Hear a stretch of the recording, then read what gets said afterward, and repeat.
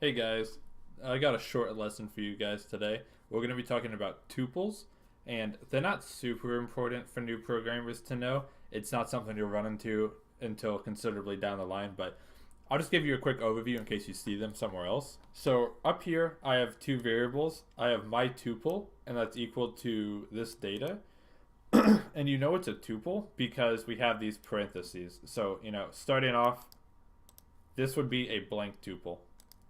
So we can just put in some data here, just like a list. So lists are incredibly similar to tuples. As you can see, I have similar information stored in both. I just have, a string of a student's name, maybe that's like a test score, and then whether or not they're set to graduate, something like that. So here's kind of where things get weird. So actually, before I get to that, let me just prove to you that I'm not lying. So what I'll do is I'll print the type of two things. I want to print the list of, or the type of my tuple, and then I will copy all this and print out the type of my list. So let's run this, and you can see we have a tuple and we have a list. So exactly like I said. So now here's the weird thing. So let's say I messed up and I inputted this student's test score wrong.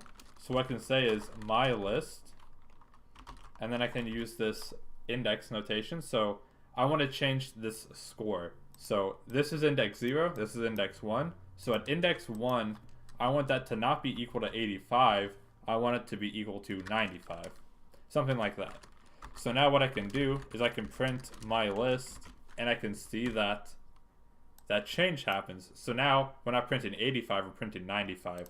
But here's the problem. Let's say I didn't make the mistake on my list, I made it on my tuple for student A. So they didn't really get a 99. Let's say they got an 83. So now if I were to print my tuple and I run this, I get an error. So what's happening is once you make a tuple, it is there to stay. You cannot change it.